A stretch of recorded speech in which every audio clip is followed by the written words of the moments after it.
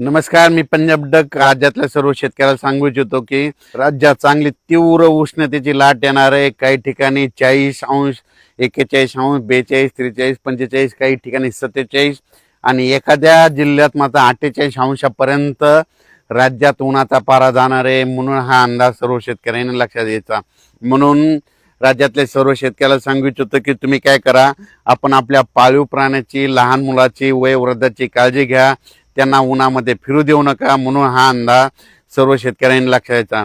म्हणजे राज्यात सांगायचं झालं तर सध्या तरी आता 10-15 दिवस पावसाचं वातावरण नसणार आहे। म्हणून राज्यातल्या सर्व शेतकऱ्यांनी अंदाज लक्षात घ्यायचा।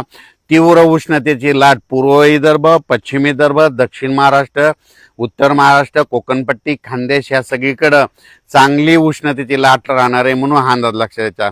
कोकणपट्टीमध्ये देखील 38, 39, 40°पर्यंत तापमान जाणार आहे।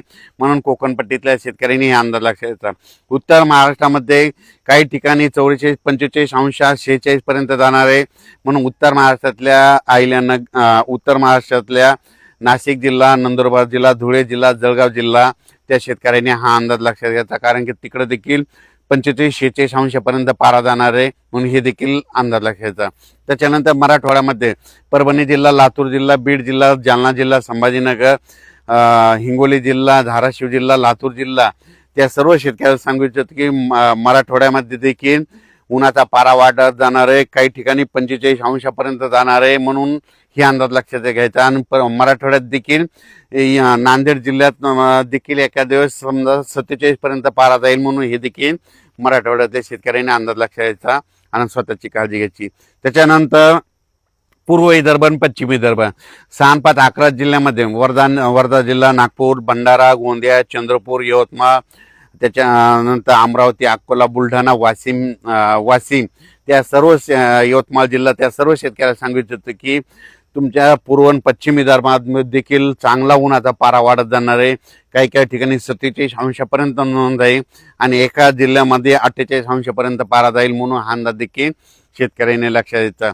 सगळीकडे मात्र 40° ते 44°C मात्र सगळीकडे तापमान राहणार आहे। म्हणून हे लक्षात द्यायचं। आता सर्व शेतकऱ्याला सांगू इच्छितो की आता उद्यापासून हवामान कोरडं राहणार आहे। मग आता परत पाऊस कधी येणार आहे, तर राज्यातल्या सर्व शेतकऱ्याला सांगू इच्छितो की तुमच्या शेतीचे कामे करून ठेवा। आम्ही सगळे शेतीचे कामे व्यवस्थित करून ठेवली। कारण की मराठी सालाप्रमाणे सांगायचं झालं तर आता कंप्लीट 33 दिवस मिरग राहिला, म्हणजे मिरग निघायला मराठी सालाप्रमाणे 33 दिवस राहिले। आणि इंग्रजी महिन्याप्रमाणे जर धरलं तर तुम्हाला सांगतो 41 दिवस पाऊस राहिला आहे। म्हणून हा अंदाज सर्व शेतकऱ्यांनी लक्षात द्यायचा। म्हणजे इंग्रजी महिन्याप्रमाणे 41 दिवस पाऊस राहिला ते हे एक लक्षात द्यायचं। आणि मराठी आखिदी झाल्याच्या नंतर कंप्लीट 40 दिवसाला मिरग निघतो। म्हणून हे देखील सर्व शेतकऱ्यांनी लक्षात घ्यायचं। आणि राज्यात तुम्हाला सांगू इच्छितो मे मध्ये मग मान्सून दस्तक कधी देणार आहे तुम्हाला सांगू इच्छितो 15 मे ते 20 मेच्या दरम्यान अंदमान बेटावर मान्सून दस्तक देणार आहे। म्हणून हा अंदाज खास करून मराठवाड्यातल्या संपूर्ण महाराष्ट्रातल्या महाराष्ट्र असो, कर्नाटक असो, मध्य प्रदेश आणि जे काही राज्य त्या जिल्ह्यातल्या सर्व शेतकऱ्याला सांगू इच्छितो की तुम्हाला सांगू इच्छितो की मान्सून अंदमान बेटावर 15 मे ते 20 मेच्या दरम्यान दस्तक देणार आहे। म्हणून हा अंदाज लक्षात घ्यायचा। कारण की एकंदरीत अभ्यास केल्याच्या नंतर तुम्हाला सांगू इच्छितो की 15 मे ते 20 मेच्या दरम्यान कधीही मान्सून अंदमान बेटावर दस्तक देतो तिथं दाखल होऊ शकणार आहे। म्हणून हा अंदाज लक्षात घ्यायचा। आणि आपण आपल्या शेतीची मात्र कामे करून घ्या। पावसाचं काम करीत असतो म्हणून आपण आपल्या शेतीचे कामे करून घ्या। सगळ्यात महत्त्वाचं आपण शेत रेडी करून ठेवणं गरजेचं आहे। पाऊस यायचं तेव्हा येईल, पण सगळ्यात महत्त्वाचं ते त्याच्यानंतर काय झालं की बऱ्याच शेतकऱ्याचे असे फोन आलेत यावर्षी एल निनो पाऊस यावर्षी कमी पडणार आहे। तर मला सांगू इच्छितो एल निनो असो या नसो, दरवर्षी आपल्या महाराष्ट्रामध्ये भारतामध्ये मान्सून येणार तर येणार, येतो हे सर्वप्रथम लक्षात घ्यायचं। तर तुम्हाला सांगतो एल निनो बद्दल एक छोटं सविस्तर सांगतो। तुम्हाला सांगतो एल निनो कधी उद्भवतो, डिसेंबर महिन्यामध्ये उद्भवतो। आणि डिसेंबर महिन्यामध्ये आपल्या इकडं थंडी असते। मग डिसेंबर महिन्यामध्ये तिकडं प्रशांत महासागराचं तापमान कमी झाल्याच्या नंतर तिकडं खूप पाऊस पडतो. पण तुम्हाला एक सांगतो, डिसेंबरमध्ये आपल्याकडे थंडी असते म्हणून त्याचा काही अर्थ इथे संबंध नाही. तर तुम्हाला एक सांगतो, आता तुम्हाला सांगतो, इंग्रजी महिने कधी सुरू होता? जानेवारीला महिना सुरू झाला, जूनमध्ये पाऊस सुरू झाला आणि एल निनो डिसेंबरमध्ये उद्भवलाय. मग याचा अर्थ तुम्हाला सांगतो, पुढच्या वर्षी डिसेंबरमध्ये एल निनो कसा राहील त्याचा आधीच आपल्याला भाकीत लावणं शक्य नसतं.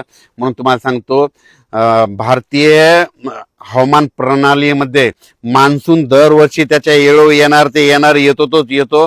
पण यावर्षी कसं असं तुम्हाला सांगतो, हे ग्लोबल वॉर्मिंगमुळे, वाढत्या तापमानामुळे काय झालं, निसर्ग 22 दिवस पुढे सरकला, थंडी 22 दिवस पुढे सरकली, उन्हाळा 22 दिवस पुढे सरकला.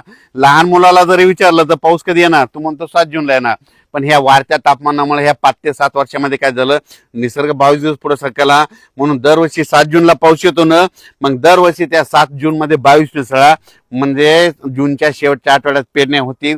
म्हणून हे सर्व शेतकऱ्यांनी लक्षात यायचं, म्हणून हे अंदाज सर्व शेतकऱ्यांना लक्षात यायचा. यावर्षी तुम्हाला सांगतो, हे सगळ्यात चांगलं आलंय. कशामुळं? यावर्षी म्हणजे खरीपात पाऊस कमी असला की पिकं चांगले येतात. खरीप बी चांगलं येणार आहे आणि रब्बी चांगलं येणार आहे. रब्बी मध्ये कशामुळे चांगलं येणार आहे? कारण की यावर्षी परतीचा पाऊस चांगला पडणार आहे, म्हणून यावर्षी रब्बीचं पीक देखील चांगलं येणार आहे. म्हणून शेतकऱ्यासाठी चांगलं साल राहणार आहे. म्हणून तोपर्यंत शेतकऱ्यांनी शेतीची कामे करून घ्यावी. उन्हाची तीव्रता वाढत जाणार आहे, म्हणून स्वतःची काळजी घ्या, वयोवृद्धांची घ्या आणि विशेष म्हणजे पशुधनाची काळजी घ्या.